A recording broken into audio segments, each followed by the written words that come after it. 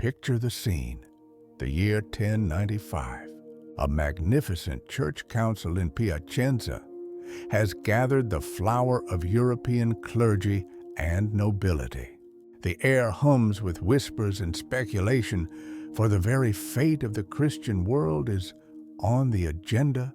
And then a woman's voice shatters the tense, almost tomb-like silence. This is no ordinary woman. This is Empress Adelheid, wife of the most powerful monarch in Europe, Henry IV. And she has not come to plead, but to accuse. What happened next was beyond the comprehension of the people of that era. Before the eyes of hundreds of bishops, abbots, and dukes, the Rus princess, who had become an empress, began to reveal the monstrous secrets of her marriage. She painted a picture of a personal hell so vile that gray-haired hierarchs of the church grew pale and battle-hardened knights lowered their gaze. She had done the unthinkable. She had turned her bedchamber into a courtroom, and her husband, God's anointed, into the accused. What could have driven her to such a desperate suicidal act? What demons tormented her brilliant husband, turning him into a despot? And how did this story, which began with a fairy tale wedding, unravel into one of the greatest scandals of the Middle Ages? To understand, we must go back in time, back to the banks of the Dnieper River, to the chambers of a Kievan prince, where a girl was growing up, destined to wear both an imperial crown and a crown of thorns. Our heroine's story begins in Kiev in the middle of the 11th century. This was a time when the Kievan Rus was making its presence known on the European stage, and dynastic marriages were not so much a union of hearts as a crucial tool of high politics. The grandfather of our young princess was none other than Yaroslav the Wise, nicknamed by his contemporaries the father-in-law of Europe, for his unmatched skill in marrying his children into ruling houses from Scandinavia to France. His son, Prince Vsevolod Yaroslavich, inherited not only his father's lands, but also this pragmatic, state-minded approach to family matters. That is why, looking at his growing daughter, Eupraxia, he saw more than just a child. He saw the living embodiment of beauty, intelligence, and, most importantly, enormous political potential. In her shining eyes and proud posture, he read the future of his dynasty and his realm. The girl, barely 12 years old, was a jewel to be profitably invested in a powerful new alliance. Searching for a suitor in their native lands was pointless. True power lay in connections with the distant and influential West. Soon, a suitable match was found. The Saxon Margrave, Henry I von Stade, seemed an ideal candidate. Noble, wealthy, young, and it was said, quite handsome. For a 12-year-old girl being torn from her familiar world, this was small comfort. Imagine her farewell to her native Kiev. The tears, the fear of the unknown, the long and exhausting journey across half of Europe to a land where people spoke a foreign tongue and lived by different laws. She was a mere pawn in a great game, a beautiful piece on a chessboard that her father moved with calculated foresight. But it was here that Eupraxia's indomitable character first revealed itself. Finding herself in a foreign Saxon land, she did not withdraw into her sorrow. Instead, with astonishing speed, the girl absorbed the new culture, mastered the German language, and with her natural charm, conquered the entire Margrave's court. When, in 1086, upon reaching the age of 15, she was finally led to the altar. She was no longer a frightened stranger, but their own, an accepted and beloved future ruler who had received a new name, Adelheid. It seemed that fate had smiled upon her, and a long, peaceful life awaited. Alas, this bright period proved to be treacherously short. Less than a year later, her young husband suddenly passed away. In an instant, Eupraxia Adelheid went from a happy wife to an inconsolable widow, and her position became precarious and dangerous. According to the customs of the time, a young, childless widow of her rank had one predetermined path: the convent. For a 16-year-old girl, full of life and hope, who had barely tasted freedom, the prospect of locking herself within stone walls for the rest of her days was tantamount to being buried alive. And she was certainly not going to surrender without a fight. Just as the storm clouds were gathering over the young widow's head and the convent walls seemed to be closing in, fate took a sharp, dazzling turn. Rumors of the beauty, wit, and tragic lot of the Saxon Margravine spread far beyond her lands, and they reached the ears of none other than the most powerful man in the Western Christian world, Henry IV, Holy Roman Emperor. This monarch was a complex, controversial, and monumental figure. He was a warrior, a politician, a reformer, a man of iron will who was waging a fierce struggle with the Pope himself for the right to shape the destiny of Europe. And this titan, whose name made kings and bishops tremble, was utterly smitten by the tales of the Rus beauty. Henry, then approaching 40, was himself a widower. His first wife, Bertha of Savoy, who had given him heirs, had recently passed away. The emperor needed more than a new marriage. He needed a symbol, a triumph. Marrying a young exotic princess from the East, one said to outshine all German princesses with her beauty, was an act of affirming his own power and allure.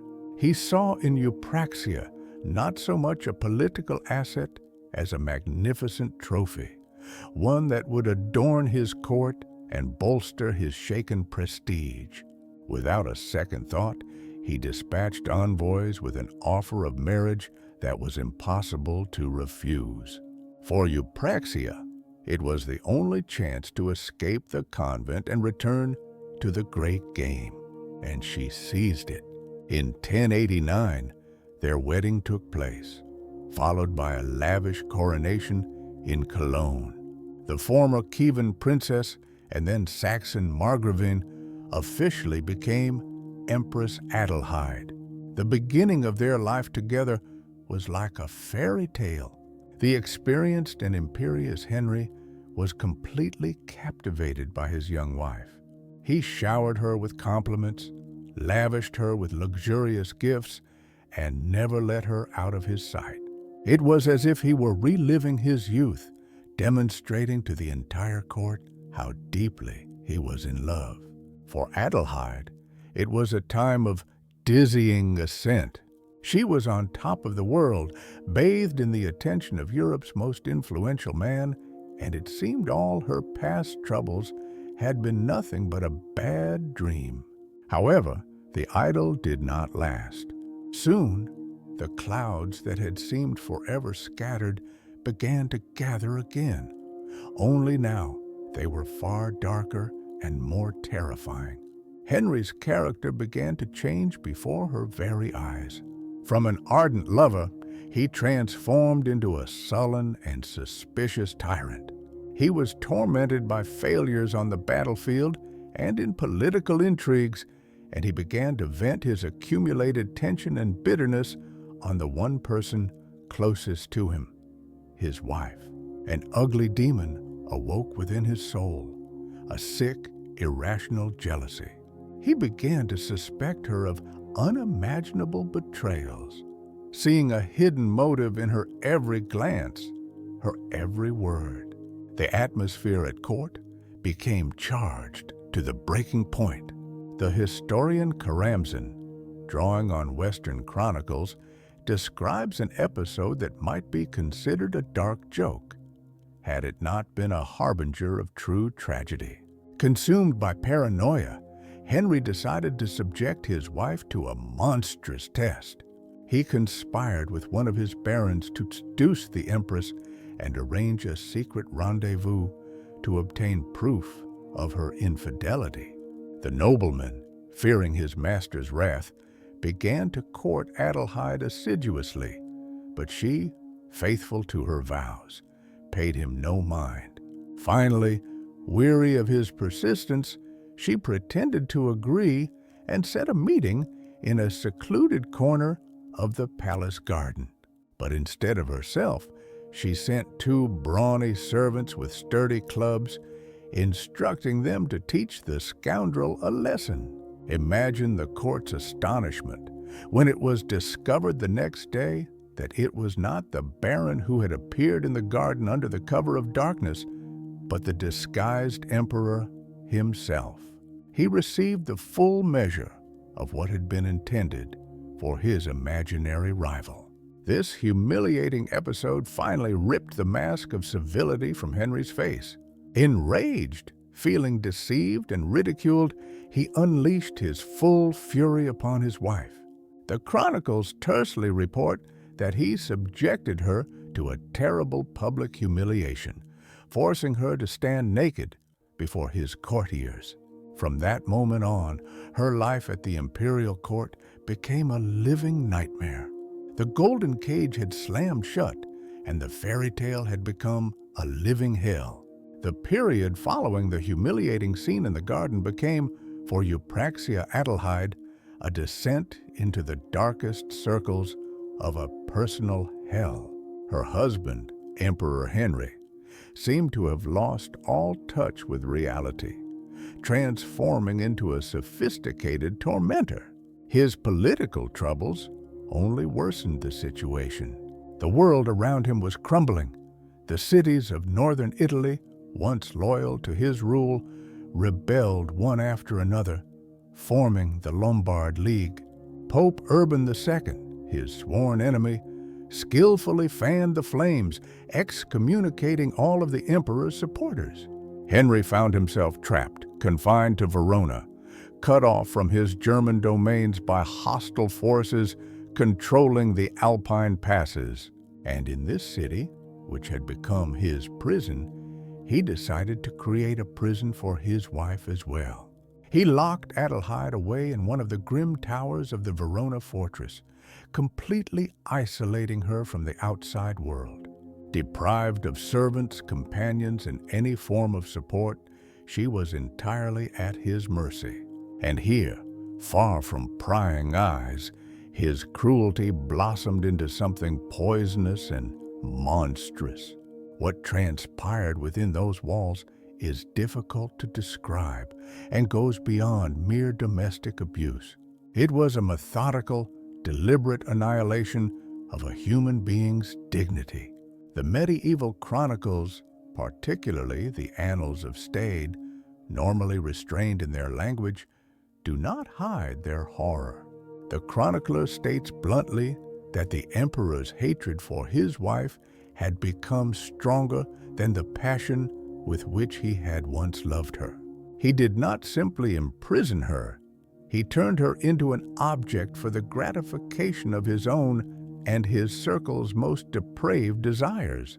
The chronicles report that with his explicit permission, and sometimes at his command, men entered her cell and subjected her to sexual violence. The emperor, it seems, reveled in her humiliation, trying to break her will, trample her pride, and erase her very identity. This nightmare continued day after day, week after week. But even this was not enough for Henry. In a fit of madness, which could no longer be explained by political failures or jealousy, he crossed the final line. According to the same sources, he attempted to force his own son, the heir to the throne Conrad, to go to his stepmother. He wanted to involve his own offspring in this vile spectacle, making him an accomplice to the crime and utterly destroying any moral foundation within his own family. It was this act that became the point of no return. The young Conrad, who already had a strained relationship with his father over his cruel policies, was shaken to his core. Seeing the monster his parent had become, he knew he could no longer stand aside. This command was the final straw. He did not just refuse, he rebelled. Secretly, risking his own life, Conrad managed to contact his father's enemies. He sought help from the powerful Margravine Matilda of Tuscany and Pope Urban II himself. These figures, long seeking a way to deal Henry a decisive blow, saw a unique opportunity in Conrad's appeal. They had gained not just a political pretext for war, but a moral justification for their actions. The story of the Empress's suffering became their primary banner. With their help, a daring escape plan was devised. One night, when the guards' vigilance had lapsed, men loyal to Matilda of Tuscany managed to infiltrate Verona and free Adelheid from her prison. The escape was like a scene from a chivalric romance, secret signs, disguises, and a desperate ride through hostile territory. Exhausted, physically broken, but spiritually unbowed, Adelheid was finally free. She was brought to the castle of Canossa, the very place where, years earlier, her husband, Emperor Henry, had stood barefoot in the snow, begging for forgiveness from the previous pope. Now, the walls of Canossa gave refuge to his victim. Here, for the first time in a long while, she could feel safe. But she wanted more than safety. She wanted justice. And Pope Urban II, after listening to her horrifying story, realized he held a weapon capable of destroying his enemy forever. The hour of reckoning was at hand. Under the protection of the Pope and Matilda of Tuscany, Eupraxia Adelheid began her transformation from a battered and humiliated victim into a formidable accuser. She was no longer a nameless captive in a Verona tower. She was a symbol of violated honor and the chief witness in the case against the emperor's monstrous crimes. Pope Urban II, not only a spiritual leader but also a shrewd politician, understood the full power of this new weapon. It was one thing to engage in theological disputes over the right to appoint bishops. It was quite another to present the Christian world with living proof of his opponent's moral decay. Adelheid's story could unleash a wave of universal outrage powerful enough to wash Henry from his throne, and the Pope decided to act without delay. The first step was a church council convened in 1094 in the city of Constance. Here, in the presence of numerous German bishops, many of whom still remained loyal to the emperor, Adelheid was invited to give official testimony. It was an incredibly bold and risky move. In that era, a woman, especially a wife, had no right to speak publicly against her husband. A husband was her lord. His authority was considered nearly absolute and consecrated by the church. To air one's dirty laundry in public, especially the emperor's, was an act unheard of, bordering on sacrilege. But Adelheid, having walked through hell, no longer feared anything. She stood before the assembly and calmly, without hysterics but with chilling detail, recounted what she had endured. The chronicler Berthold, who was present at the council, recorded that she confessed to so many and such unheard-of debauched fornications to which she had been forced that even her husband's enemies justified her flight, and she won the sympathy of all Catholics. The effect of her testimony was like a bombshell. Even Henry's most devoted supporters were shocked and dismayed. But this was only the beginning. Pope Urban II saved his main blow for the following year, 1095. He convened a grand council in the Italian city of Piacenza, where hundreds of the highest church hierarchs and secular lords from all over Europe gathered. It was here, before the face of the entire Christian world, that the final drama was to unfold. And once again, Adelheid was placed at the center of events. She appeared in person at the council and repeated her accusations, this time leaving no room for doubt or misinterpretation. Picture the scene: a vast cathedral filled with grim, powerful men, and in their midst, a woman detailing the most intimate and repulsive episodes of her married life.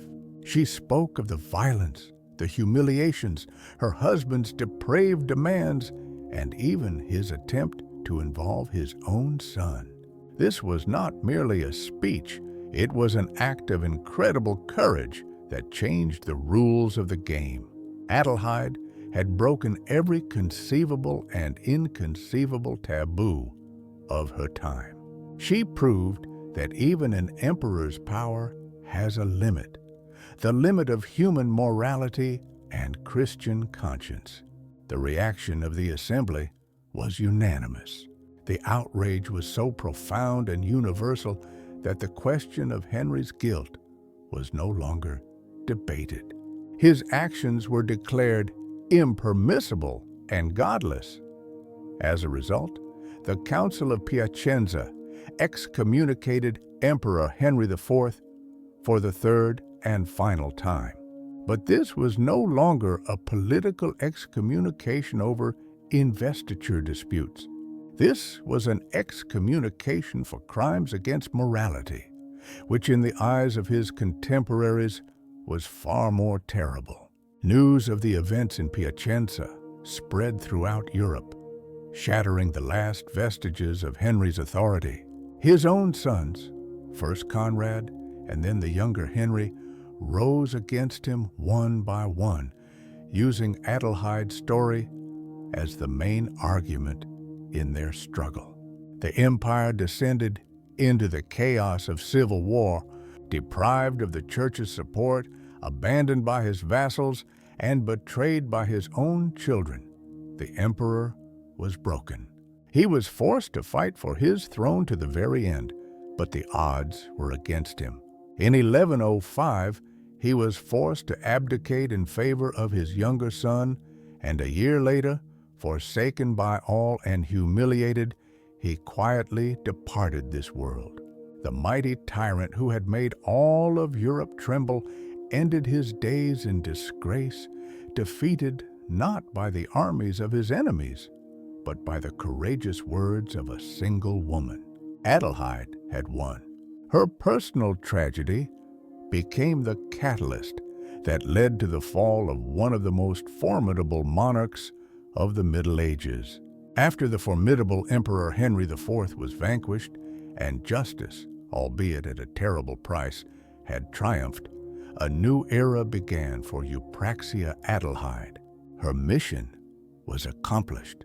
She had not only saved her life and honor, but had also become an instrument of providence, which had crushed one of the most powerful tyrants of the age. The church, which had used her as a battering ram against the emperor, now had to reward her. At that same Council of Piacenza, her marriage to Henry was officially annulled. Furthermore, something extraordinary occurred. The Pope not only granted her a divorce, but also fully released her from any penance, the ecclesiastical punishment typically imposed even on the injured party in such matters. The Church thereby officially recognized that she was not an accomplice to sin, but purely a victim of monstrous tyranny, and that her soul was clean, having received absolution for all her sins, voluntary and involuntary, and most importantly, her long-awaited freedom. Eupraxia found herself at a crossroads. What was she to do next? Return to high politics? Seek a new husband? After all she had endured, that path seemed unthinkable. Europe would forever remain for her a place of pain, humiliation, and terrible memories.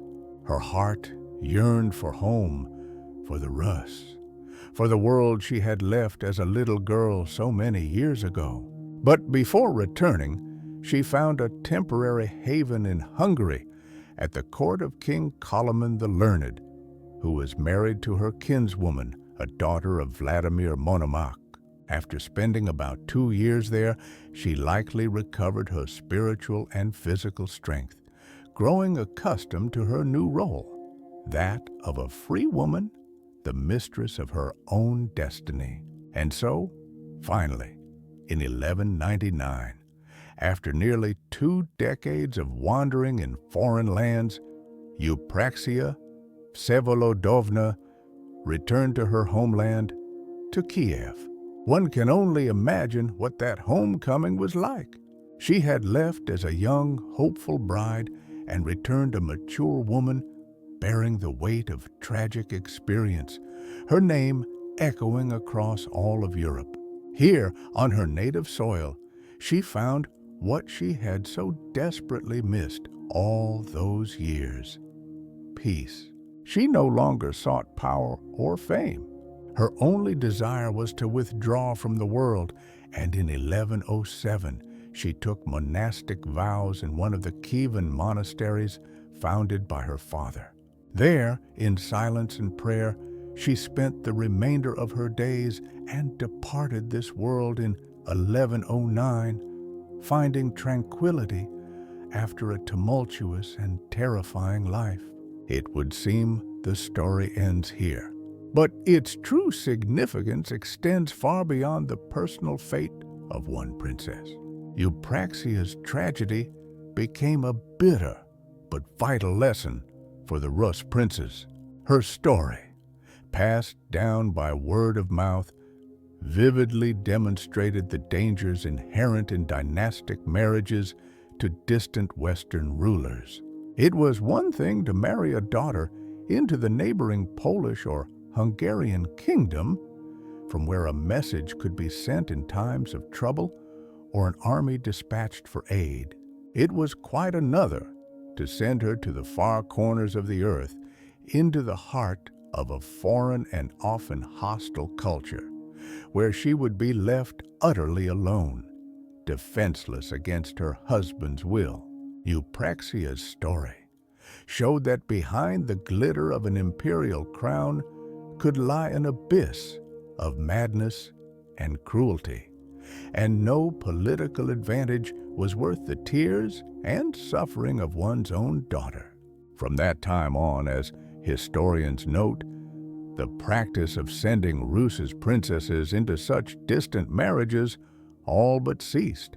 The rulers of Rus became far more cautious, preferring to find matches closer to home, within reach.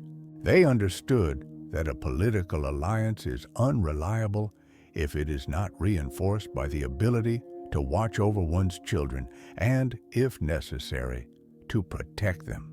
Thus, Eupraxia's personal drama had far-reaching political and cultural consequences.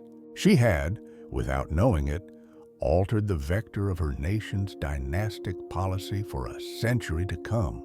Her life, filled with inhuman suffering and crowned by an incredible triumph of will, became a warning and a reminder that behind great politics there are always real human lives, and sometimes the voice of one woman who dared to speak the truth can be stronger than armies and more powerful than crowns.